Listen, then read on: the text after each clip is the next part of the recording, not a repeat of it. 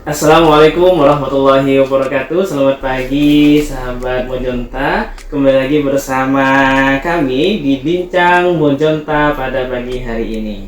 Sahabat Mojonta, pada pagi hari ini kita dibersamai dengan beliau Bapak Cahyono SAG. Assalamualaikum Bapak. Waalaikumsalam warahmatullahi wabarakatuh. Ahlan wa sahlan, selamat datang di SD Muhammadiyah Jogokarian Bapak.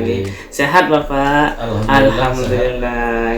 Bapak, pada hari ini dan pemirsa sekalian, kita akan banyak berbincang mengenai tema bagaimana mengembangkan lazismu di aum sekolah.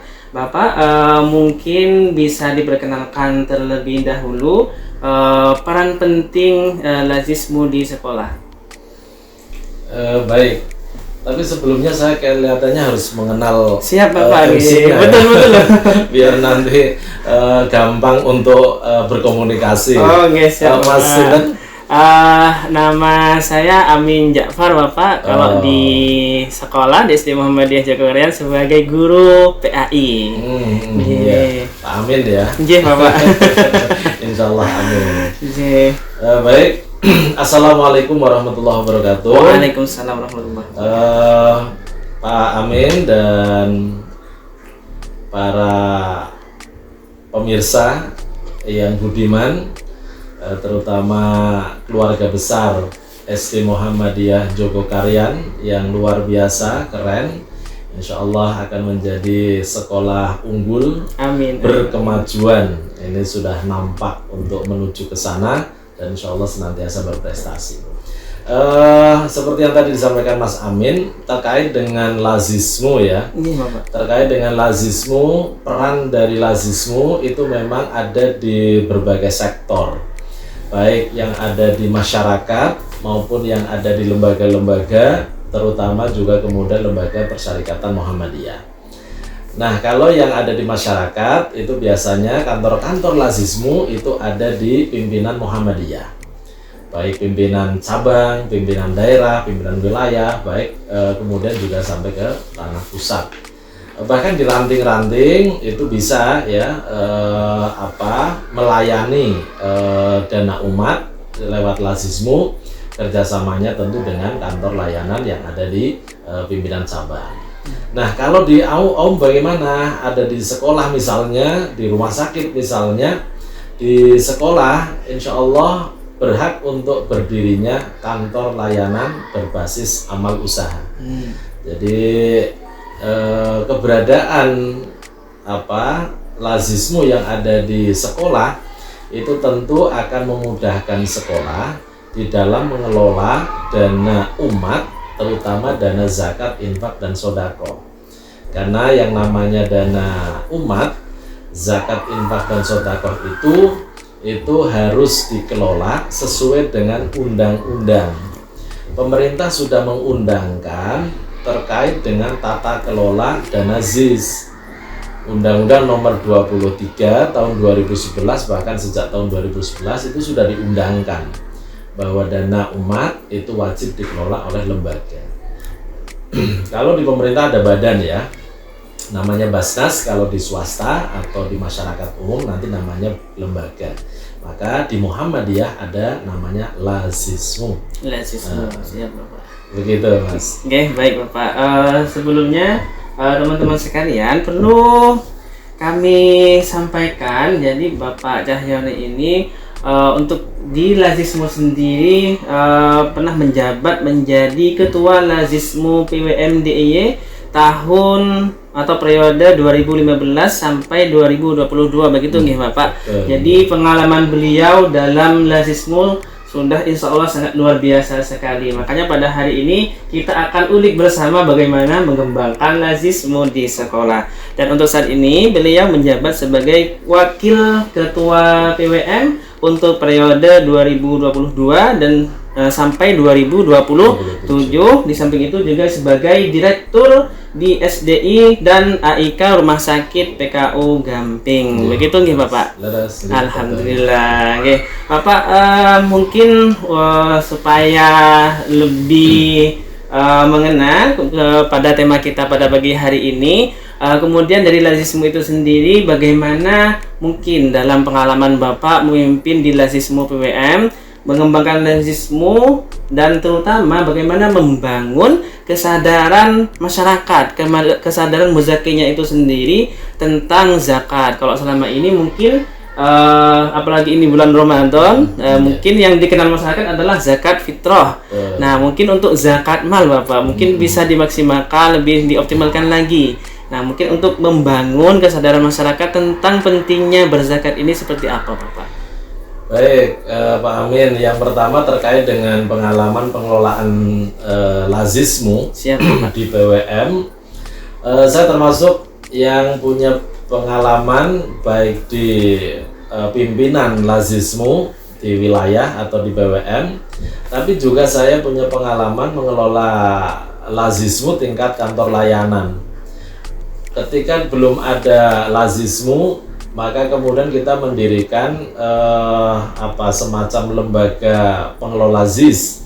Waktu saya masih berada di SD Muhammadiyah Sokonandi, SD Muhammadiyah Miliran, waktu itu belum ada Lazismu.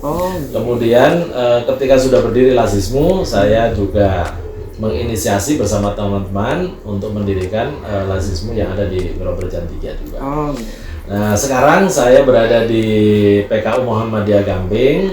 Ini di sana juga Lazismunya maju ya. Masya Allah. Jadi alhamdulillah tiap Ramadan bahkan kemudian kita harus berbagi, banyak berbagi. Kemarin dengan Depabel, SDIY kita hadirkan di hotel bahkan untuk mereka punya pengalaman begitu ya. Kemudian kita santuni mereka, kemudian kita bantu lembaganya. Baru saja selesai kemarin hari Kamis juga kita keliling ke DIY, SDIY untuk menyambangi klinik-klinik Muhammadiyah Aisyah se-DIY untuk ada bingkisan lebaran sama bantuan dana.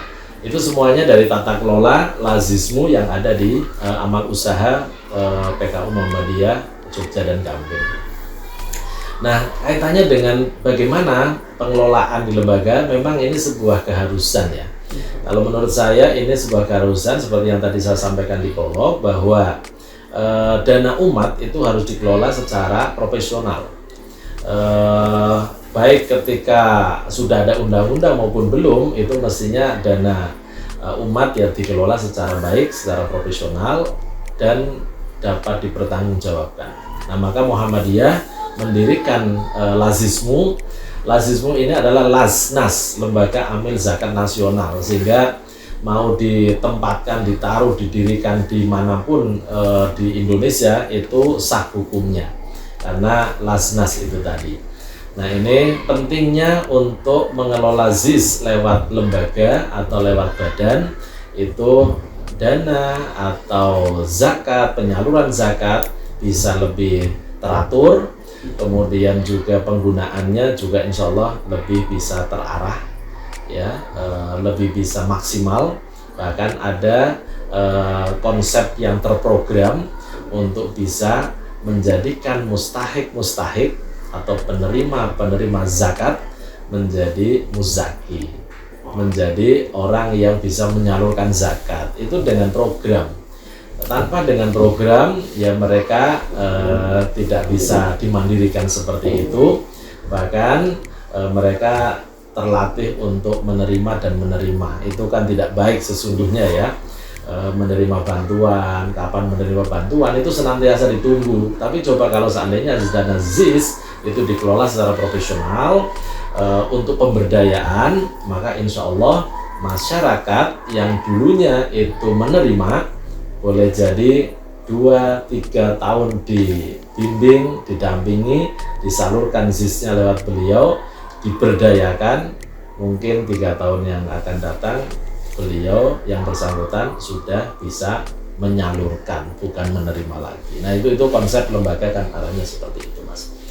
Nah, terkait dengan tadi bagaimana dana pengelolaan dana zakat ya. Dana zakat kalau di Ramadan ini adalah kesempatan emas untuk kita bisa menyalurkan harta kita. harta yang ada dalam diri kita itu ada haknya, ya, orang-orang yang berhak, lembaga-lembaga yang berhak. Nah, maka kalau ada zakat itu dibagi dalam dua kategori. Yang pertama zakat pribadi atau zakat diri, itu sering kita sebut sebagai zakatul fitri atau bahasa umumnya zakat fitrah.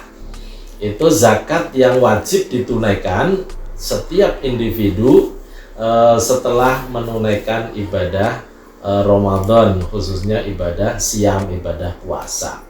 Namun karena zakat fitri ini adalah zakat pribadi, zakat jiwa, zakat nafs, maka semuanya, baik kalau dia itu orang Islam, baik yang laki-laki maupun perempuan, dewasa maupun anak-anak, bahkan bayi yang baru lahir pun kemudian diwajibkan untuk berzakat apabila dari keluarga muslim tentunya. Nah, maka ini zakat yang wajib pertama adalah zakat nafs, yaitu zakatul fitri. Kalau ada zakat yang kelompok kedua, itu zakatul mal. Nah, zakatul mal itu zakat yang ditunaikan karena ada persyaratan tertentu. Zakat mal ini ada yang wajib menunaikannya, ada yang belum wajib menunaikannya. Nah, siapa yang sudah wajib menunaikannya? Tentu yang punya mal gitu ya, yang punya harta. Nah, yang punya harta seperti apa juga ada ketentuannya lagi. Harta yang wajib dizakati, ya, tidak sembarangan harta ternyata. Harta yang wajib dizakati. Harta yang wajib dizakati itu adalah harta yang dimiliki oleh seorang muslim dalam kurun waktu tertentu yang disebut sebagai haul gitu ya, dalam waktu 1 tahun dimiliki harta itu. Kemudian yang kedua, harta itu sudah memenuhi ambang batas minimal yang disebut sebagai nisab. Nah, ketentuan seperti itulah yang kemudian masuk dalam kategori zakatul mal, kewajibannya untuk orang-orang yang berharta. Dengan ketentuan ada nisabnya, sudah mencapai nisab, sudah mencapai haul juga. Ya, saya kira mungkin itu gambaran umumnya terkait dengan zakat dan macamnya. Ya, baik Bapak, terima kasih, sangat menarik tadi apa yang disampaikan oleh Bapak Cahyono mengenai zakat. Ternyata tidak hanya zakat fitri saja begitu nih Bapak, tapi ada zakat mal yang potensinya sangat memungkinkan sekali untuk diberdayakan melalui pengelolaan yang profesional dan bertanggung jawab seperti itu nih Bapak. Nah, kalau untuk mengenalkan secara sekilas mungkin Bapak kepada masyarakat, mungkin bisa dijelaskan sedikit Bapak secara sekilas itu macam-macam harta yang wajib dizakati. Misalkan di zakat mal, apakah harta tertentu yang wajib dizakati macamnya apa saja, atau misalnya profesi itu nanti apakah juga ada zakatnya seperti itu Bapak? Iya. Harta yang wajib untuk dizakati di samping tadi sudah memenuhi nisab dan juga haul, tapi juga memang ada macam-macam harta yang wajib dizakati. Yang pertama, harta yang dari mungkin sesuai dengan kehidupan kita ya. Bapak. Harta yang kita peroleh dari perniagaan.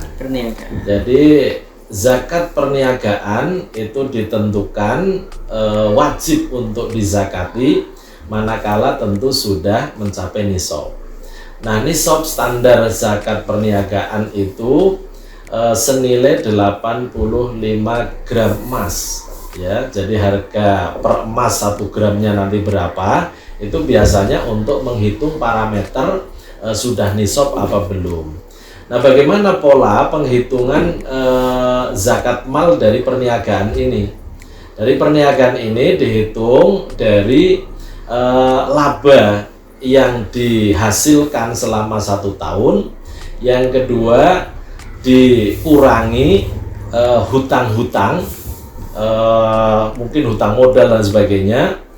Kemudian ditambah harta yang yang dimiliki saat itu. Jadi dalam perhitungan nisabnya perniagaan itu ternyata tidak hanya menghitung laba saja, tapi barang-barang yang dimiliki selama 1 tahun, barang dagangan itu juga dihitung bagian dari yang wajib untuk dizakati. Kemudian yang kedua ditambah dengan laba 1 tahun itu.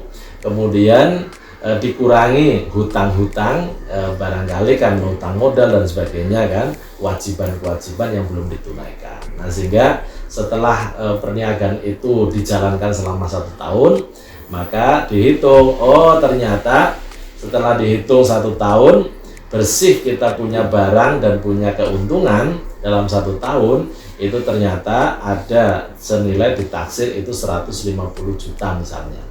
Nah, 150 juta itulah yang kemudian dilihat apakah nilai harga emas 85 gram itu harganya lebih dari atau kurang dari tadi 150 juta.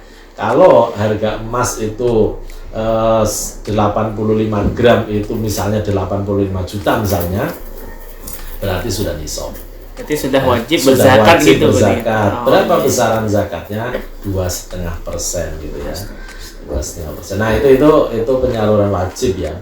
Ada harta-harta yang lain yang masuk dalam kategori mal juga dari peternakan misalnya. Peternakan.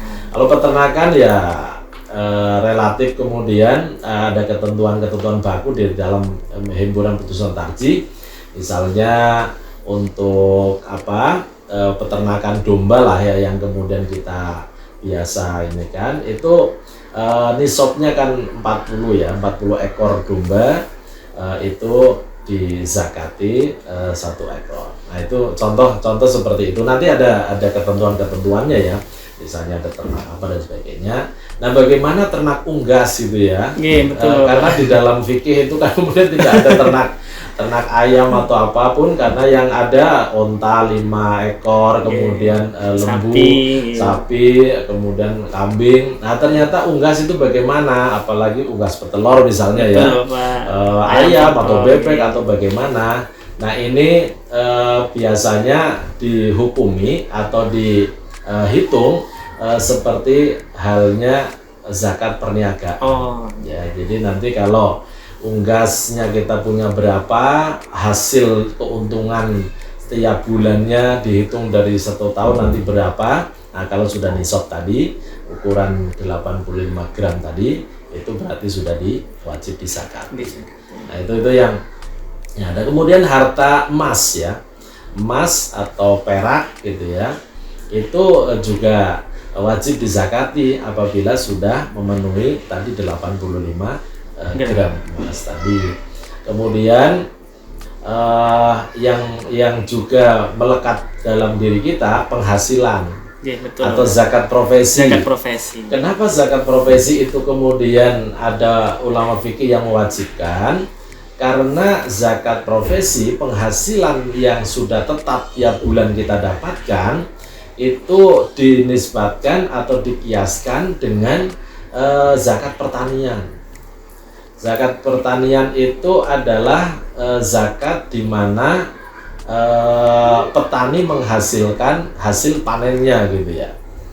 Jadi petani saja yang kemudian menggarap dengan begitu banyak resiko gitu ya, kadang panen, kadang tidak, gagal panen dan sebagainya, itu saja diwajibkan zakat dengan ketentuan kalau itu kemudian tak ada hujan, artinya dapat air dari hujan dari Allah, dari langit begitu, maka dizakati 10% ya dari panennya. Kalau kemudian itu pengairan, dengan pengairan pakai diesel, pakai pengairan yang berbayar, itu 5% dari hasil panen yang ada. Tentu hasil panen yang paling aman memang hasil panen setelah diambil modal ya, supaya tidak merugikan petani, atau petani sudah berusaha modalnya nanti berapa setelah dikurangi. Tapi ada yang berpendapat memang aman-amannya sebelum pokoknya hasil panen semuanya gitu ya. Itu juga boleh, saya kira itu lebih aman. Tapi kalau misalnya mau dihitung dulu modalnya berapa, itu juga boleh. Saya kira supaya tidak ada unsur pemberatan ya, pemberatan dari ini. Nah, petani saja kemudian dihukumi wajib untuk berzakat, apalagi kemudian para pegawai yang terkadang setiap bulannya tidak hanya nisab, tapi mungkin 100 kali nisab gitu ya. Artinya penghasilan bulanannya misalnya nilainya itu 5 juta misalnya gitu ya. Nah, 5 juta harus dikalikan 12 selama 1 tahun. Selama 1 tahun 15 juta kali 10 saja kan sudah 50 juta. Ya, kemudian ditambah nanti 10 juta, berarti kan 60 juta. Nah, nisabnya zakat itu kan 85 gram emas. Nah, harganya berapa Mas? Oh, ternyata harganya sekarang di harga 1 gramnya misalnya 500 dan sebagainya, nanti kan dikalikan. Kalau seandainya harga 85 gram emas itu di bawah katakanlah 60 juta penghasilan kita 1 tahun itu tadi, itu berarti kita sudah kena wajib zakat 2,5%. Tapi kalau seandainya harga emas itu sekarang tinggi, harganya itu sampai 100 juta, nah hasil kita kan 60 juta ya. Kemudian kita lihat belum nisab, berarti belum wajib. Ini dari sisi kewajiban. Nah, kapan menunaikannya? Kalau zakat profesi, zakat penghasilan, setelah dihitung nisab selama 1 tahun itu sudah masuk nisabnya, maka boleh ditunaikan tiap bulan. Jadi tidak mesti nunggu nanti aja 1 tahun di ujung terakhir boleh jadi setelah tahun atau bulan ke-12 sudah nggak ada uangnya. Karena kita kadang kemudian ya ada uang ya mesti ada butuh kan gitu ya. Betul. Nah, maka lebih amannya itu memang setiap bulannya kita sisihkan 2,5%. Atau tadi kalau Mujonta itu sudah punya kantor layanan lazismu, titipkan atau salurkan lewat kantor layanan lazismu yang setiap bulannya itu tadi. Nah, itu zakat profesi. Nah, saya kemudian mungkin tambahan terkait dengan apakah kita berzakat menunggu uangnya banyak atau nisab. Wong tadi gaji 5 juta saja, kemudian setelah dihitung itu mungkin belum nisab kan. Belum. Nah, itu bagaimana gitu ya.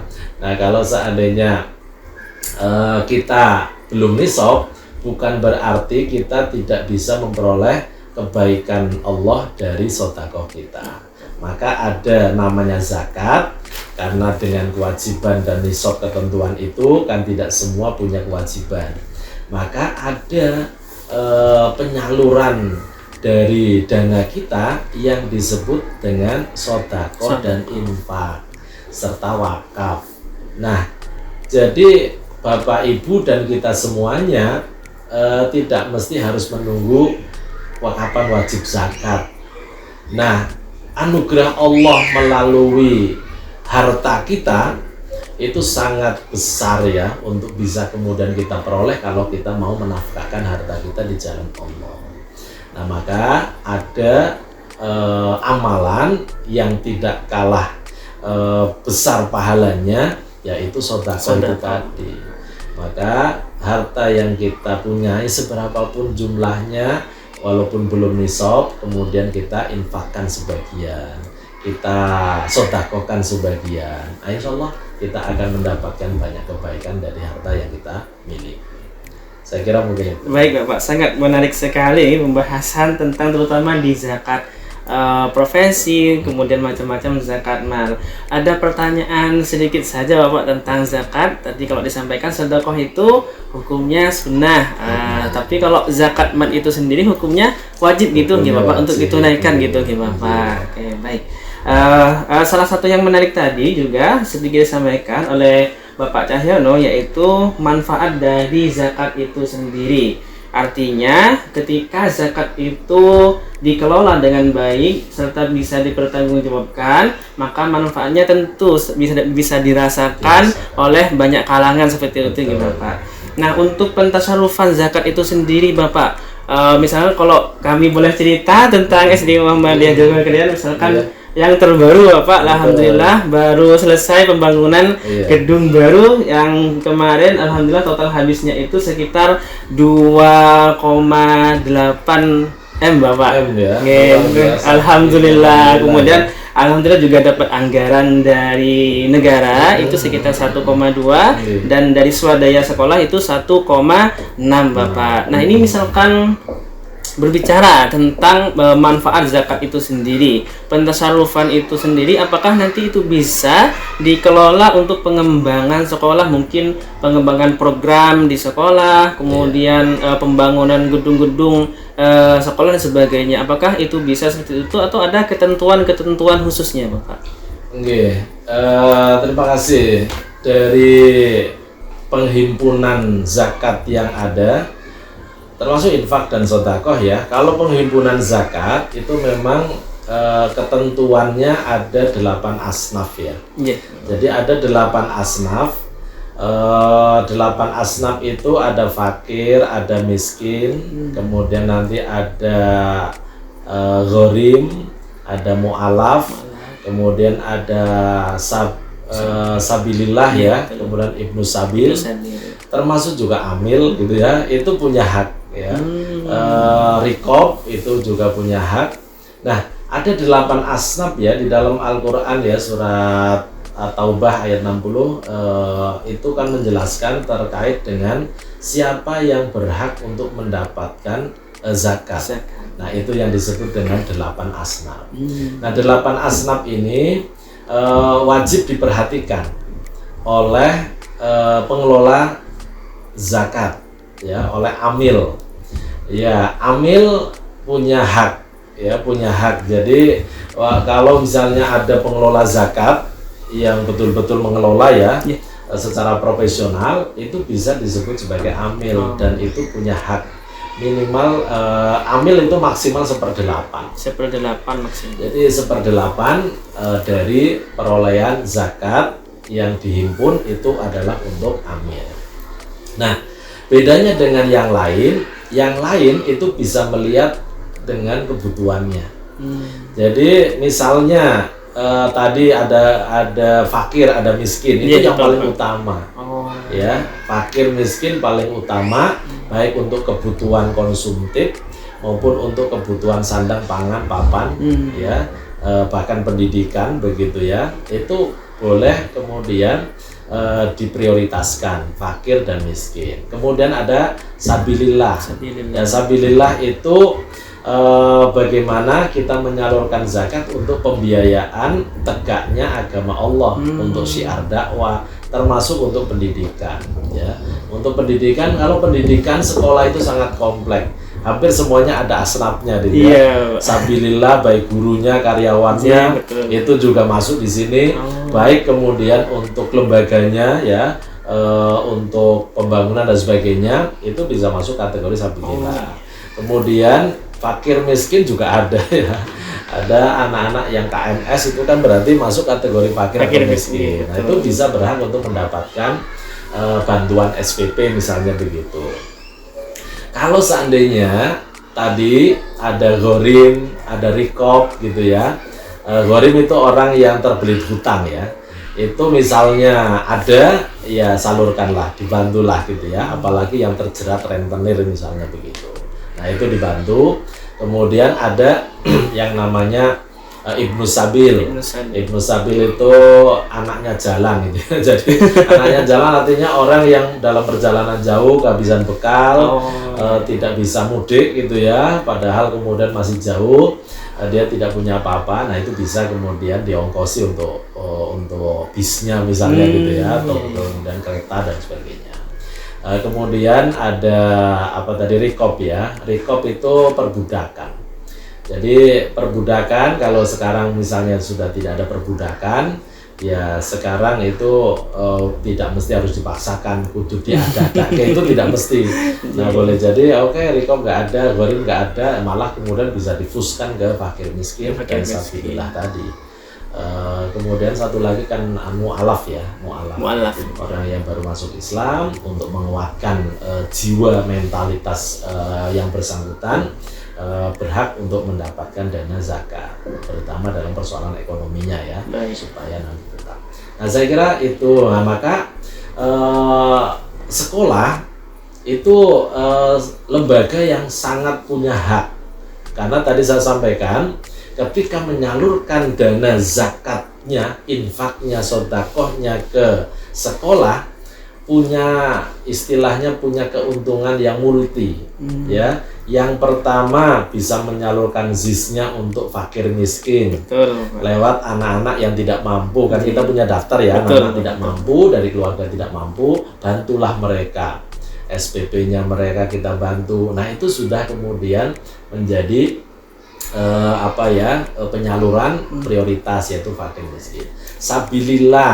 Sabilillah untuk membangun sekolah, di situ kemudian menjadi amalan yang berjariah, amalan yang mengalir ya, pahalanya mengalir. Maka senang sebenarnya kita ketika kemudian bisa membantu lembaga pendidikan, baik sekolah, pondok pesantren, atau kemudian madrasah dan sebagainya, karena dana yang kita salurkan, zakat yang kita salurkan itu akan terus berputar untuk pembangunan ruang kelasnya terus dipakai untuk sekolah anak-anak, untuk anak-anak yang tidak bisa bayar SPP, kemudian akhirnya dibayarkan dari dana zakat, infak dan sedekah. SPP bisa dikelola oleh sekolah, termasuk untuk bangun, untuk gaji guru, karyawan dan sebagainya. Itu semuanya kemudian dalam lingkaran kebaikan yang mengalir. Nah, maka dana zakat, infak dan sedekah kita, Bapak Ibu semuanya, kalau kemudian disalurkan melalui jalur sekolah, itu efeknya kemudian akan menjadi efek yang jariah, efek yang pahalanya berlipat ganda. Nah, ini akan bisa kita rasakan seperti itu. Akan beda sih kalau seandainya kemudian kita salurkan untuk fakir miskin yang kemudian di masyarakat, mereka kemudian dapat menerima, wujudnya mungkin beras, wujudnya mungkin konsumsi. Ya, kalau sudah kemudian dihabiskan ya sudah habis. Maka tapi kalau di sekolah kan akan terus berlanjut, amal jariah seperti itu. Nah, inilah keutamaan berzakat, infak, sedekah melalui jalur sekolah. Baik, Bapak, sangat menarik sekali. Yang perlu digarisbawahi dari yang disampaikan oleh Bapak Cahyono, bahwa ketika kita menyalurkan zakat, infak, sedekah kita di sekolah seperti itu, Bapak, ada keunggulan-keunggulan tersendiri. Misalkan nanti tidak hanya menunaikan kewajiban, akan tapi menjadi amal jariah yang terus itu berputar seperti itu nih, Bapak. Baik, Bapak, untuk yang selanjutnya, Bapak, kalau tadi penyaluran zakat, infak, sedekah itu di internal sekolah, berarti untuk pengembangan sekolah.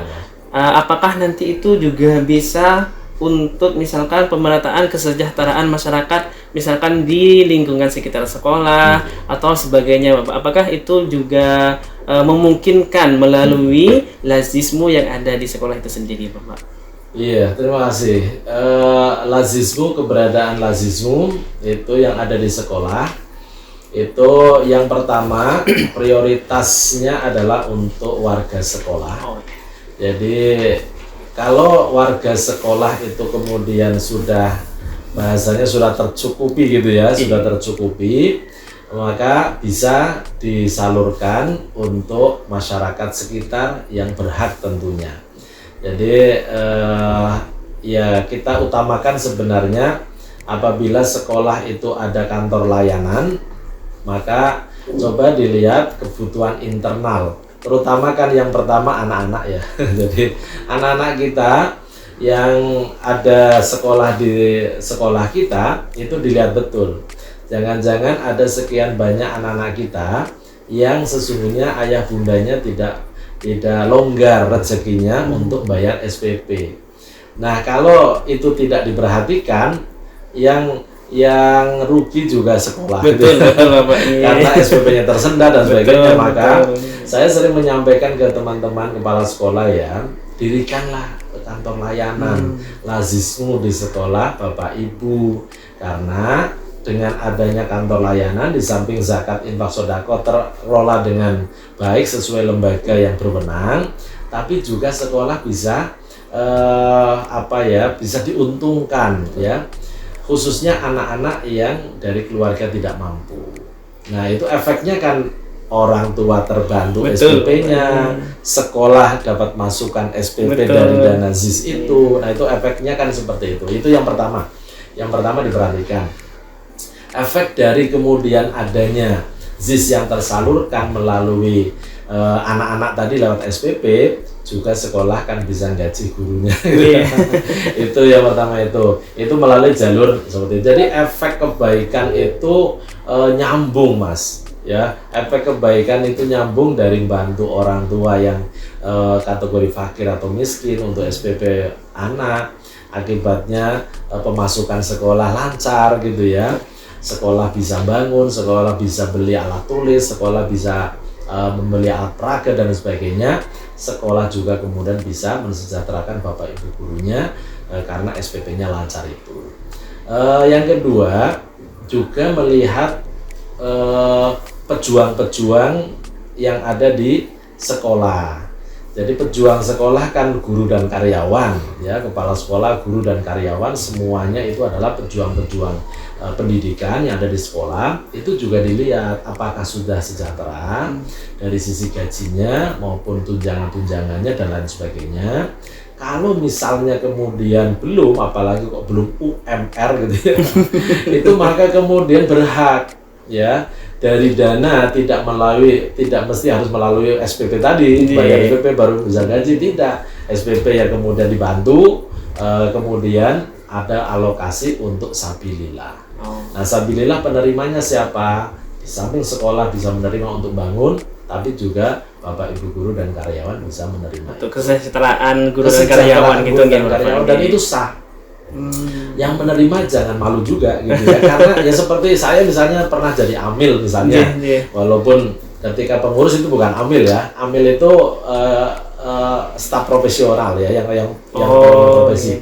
Saya punya amil gitu, maksudnya saya punya amil yang bekerja full time di situ gitu ya, selama masa kerja. Saya gaji mereka. Dari mana? Dari dana amil. Ya, dari dana amil, dana kelembagaan itu kita gaji. Dan alhamdulillah ya teman-teman, kami punya 8 tenaga. Ada yang di bidang penghimpunan, bidang administrasi, bidang program dan sebagainya, semuanya kita gaji.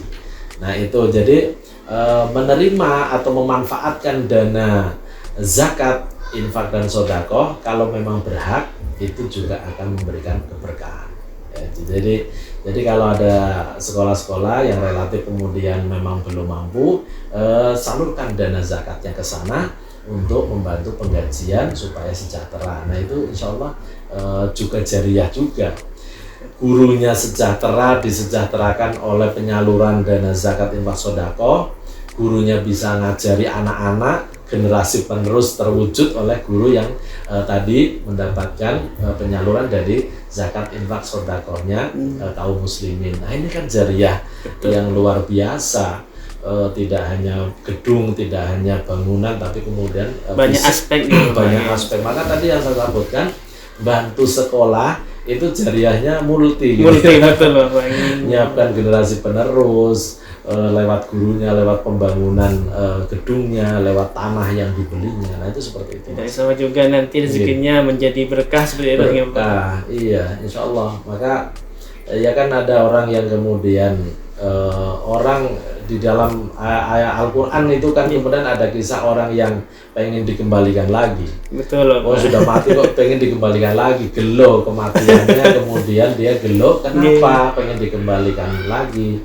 Karena dia lihat bagaimana pahala besarnya Allah berikan kepada orang yang mau bersedekah. Bersedekah itu. Saya tak pulang sehari sajalah gitu kembali ke dunia, saya akan bersedekah. Dia kan ingin bersedekah. Iya, karena dia pulang ke kampung akhirat tidak bawa bekal pahala sedekah sehingga dia merasa rugi gitu ya. Nah ini kan dikisahkan dalam firman Allah seperti itu. Ini menunjukkan bahwa dahsyatnya sedekah itu luar biasa untuk kehidupan kita dunia, berkah, senang, bahagia.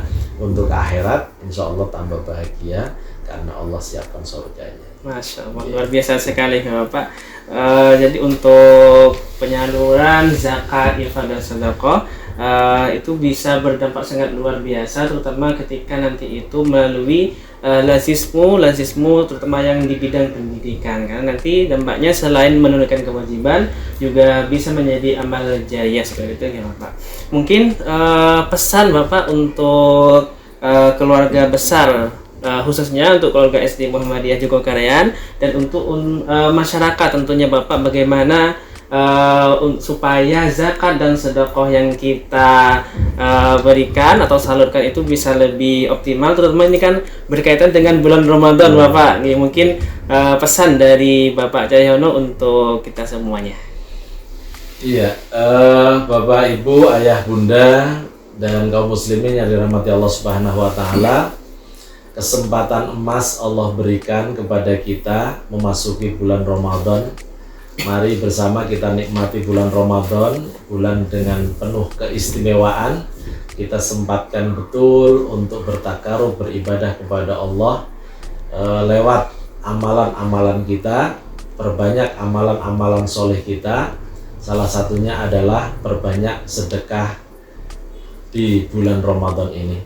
Insya Allah dari harta yang kita sisihkan, mungkin ada yang kita sisihkan harian lewat kotak-kotak infak yang ada di masjid-masjid, musola-musola, melalui lembaga pendidikan kita SD Muhammadiyah Jogokarian yang tercinta ini. Insya Allah harta yang kita sisihkan, harta yang kita salurkan, insya Allah akan menjadikan manfaat bagi banyak masyarakat. Jadi kemanfaatan itulah yang kemudian nanti akan menghasilkan kebaikan untuk kita, keluarga kita. Sebagaimana Allah Subhanahu wa taala juga kemudian memerintahkan khudz min amwalihim shadaqatan tutahhiruhum wa tuzakkihim biha. Ada perintah Allah dalam At-Taubah ayat 130. Kita kalau ada masyarakat yang punya harta, punya kekayaan, tapi kemudian belum sadar untuk berzakat, infak dan sedekah, maka ada perintah, khudz, ambillah. Ternyata disuruh diambil, berarti kan menyuruh orang lain untuk mengambil gitu ya. Artinya kalau dalam sebuah lembaga ini adalah perintah amil untuk mengambil gitu ya. Khudz min amwalihim shadaqatan. Jadi ambillah sedekahnya, sedekahnya. Jadi sedekah yang wajib itu disebut sebagai zakat, sedekah yang sunnah disebut sebagai sedekah atau infak itu tadi. Artinya ketika kita tidak mau menyalurkan harta kita, sebagian harta kita untuk sedekah, untuk zakat, infak dan sedekah, ternyata Allah memerintahkan orang lain untuk mengambilnya gitu ya.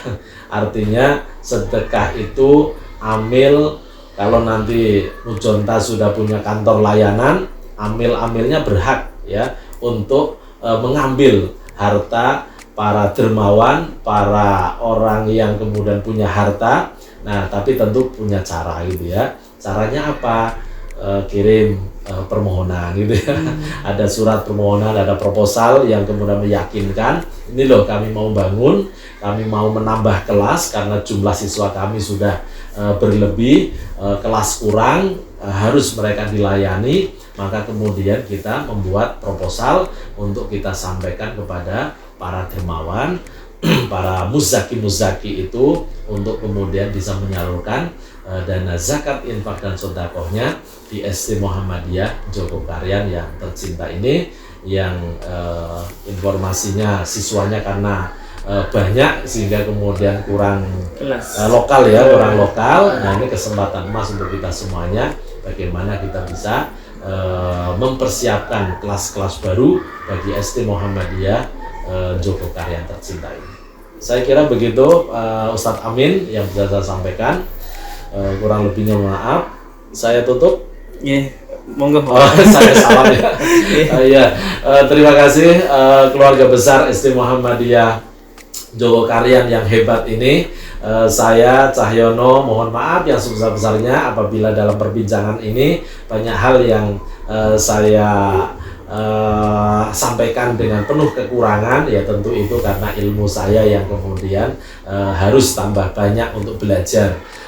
Kalau toh kemudian ada kebenaran datang dari Allah Subhanahu wa Ta'ala, pesan yang saya sampaikan, baca, kaji himpunan putusan tarjih terkait dengan zakat, baik zakat fitrah maupun zakat mal maupun infak dan sedekah, insya Allah nanti kita dapat pedoman yang lebih komprehensif. Fastabiqul khairat. Assalamualaikum warahmatullahi wabarakatuh. Waalaikumsalam warahmatullahi wabarakatuh.